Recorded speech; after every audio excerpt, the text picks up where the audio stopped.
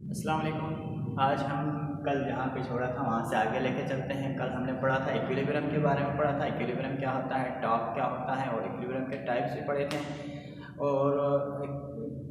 आज हम पढ़ेंगे सेंटर ऑफ ग्रेविटी। सबसे पहले सेंटर ऑफ ग्रेविटी पढ़ेंगे। इसके रेगुलर शेप में सेंटर ऑफ ग्रेविटी कहाँ पे होते हैं, कैसे हम फाइंड कर लेते हैं, इरेगुलर शेप में क्या होता है और कपल्स हम इसको भी पढ़ेंगे। सेंटर ऑफ ग्रेविटी इसको डिफाइन कैसे करेंगे।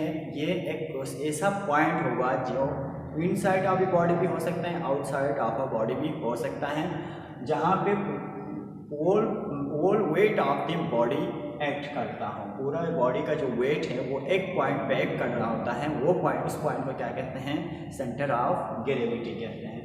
तो सेंटर ऑफ ग्रेविटी अगर रॉड हो, रॉड पे दो चीज़ों पे डिपेंड, ये देखें 3 4 5 6 नंबर ऑफ एटम से मिलके बना होता है। हर जो नॉन लिविंग थिंग्स है वो सारे किसी से मिल एटम से मिलके बना हुआ होता है। तो इसमें अगर लेट सपोज हम देख रहे हैं 1 2 3 4 5 6 7 8 9, तो अगर हमें 10 कर लूँ तो 10 कर लो तो 1 2 3 4 5, यहाँ पे क्या होगा, इसका सेंटर ऑफ मास होगा। इसको सेंटर ऑफ मास कहेंगे, सेंटर ऑफ ग्रेविटी नहीं कहेंगे, क्योंकि मास इस साइड पे भी 5 एटम्स है, यहाँ पे भी 5 एटम्स है। तो इन दोनों का जो है सेंटर ऑफ मास यही होगा। और इसके बाद हम देखते हैं सेंटर ऑफ ग्रेविटी भी क्या यही होगा या नहीं होगा।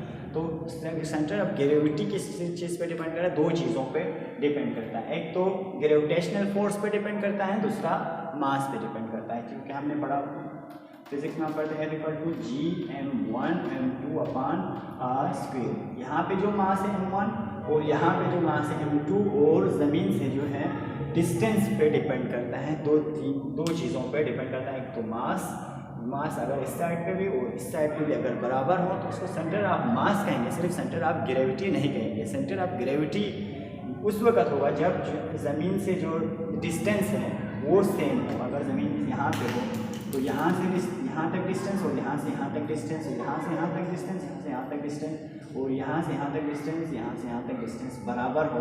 ग्रेविटेशनल फोर्स, तो वहाँ पे जो ग्रेविटेशनल फोर्स जो फोर्स लगेगी यहाँ पे वो बिल्कुल सेम यहाँ पे भी लगेगी, और जो ग्रेविटेशनल फोर्स यहाँ पे जो लगेगी वो बिल्कुल सेम यहाँ पे भी लगेगी। तो सेंटर ऑफ मास और सेंटर ऑफ ग्रेविटी दोनों का सेम ही होगा। अगर लेट सपोज अगर कोई बॉडी इस तरह की हो,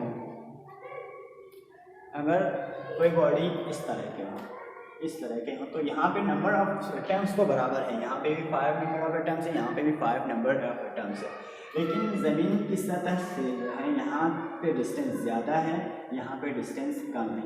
तो ग्रेविटेशनल फोर्स यहाँ पे ज़्यादा लगेगी, यहाँ पे जो है ग्रेविटेशनल फोर्स कम लगेगी, डिस्टेंस ज़्यादा। क्योंकि देखें gravitational force is inversely proportional to radius of the मतलब यहाँ से यहाँ तक जो डिस्टेंस है उसके स्क्वायर के बराबर है।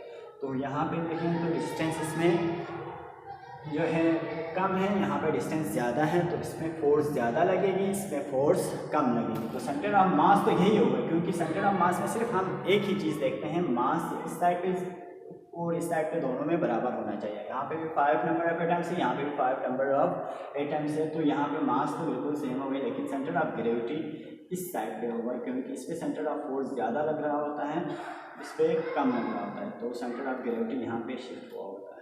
तो अब हम इसके बाद देख लेते हैं रेगुलर शेप। इसी रेगुलर शेप का जो है सेंटर ऑफ ग्रेविटी क्या होगा। रेगुलर शेप किसे कहते हैं, जो जिसका कोई ना कुछ हम कह सकते हैं, स्क्वायर या सर्कल हो या ट्रायंगल हो, इनको क्या कहते हैं, रेगुलर शेप। अब एक स्क्वायर हो तो उसको हम इसका जो है सेंटर ऑफ ग्रेविटी कैसे फाइंड कर सकते हैं, यहाँ से यहाँ तक, यहाँ मेन डायगोनल और यहाँ पे जो डायगोनल्स है वहाँ पे आप लाइन खींचे, जो सेंटर में जो पॉइंट आता है वो आपका क्या होगा, सेंटर ऑफ ग्रेविटी होगा। रेक्टेंगल में भी यही है, आप यहाँ से यहाँ तक लाइन ड्रॉ करना है, जो इस बीच में जो पॉइंट इंटरसेक्ट कर रहा होता है वो पॉइंट आपका सेंटर ऑफ ग्रेविटी है। अगर सर्कल हो तो सेंटर का पॉइंट्स जहाँ से यहाँ तक भी डिस्टेंस, यहाँ से यहाँ तक भी डिस्टेंस, यहाँ से यहाँ तक भी डिस्टेंस, यहाँ से यहाँ तक भी डिस्टेंस सेम होता है, वो पॉइंट आपका क्या है, सेंटर ऑफ ग्रेविटी है। अगर कोई स्फीयर हो, स्फीयर में बिल्कुल जो सेंटर पॉइंट है वो आपका क्या होगा, किसी बॉल का जो सेंटर पॉइंट है वो क्या होगा, सेंटर ऑफ ग्रेविटी होगा। अगर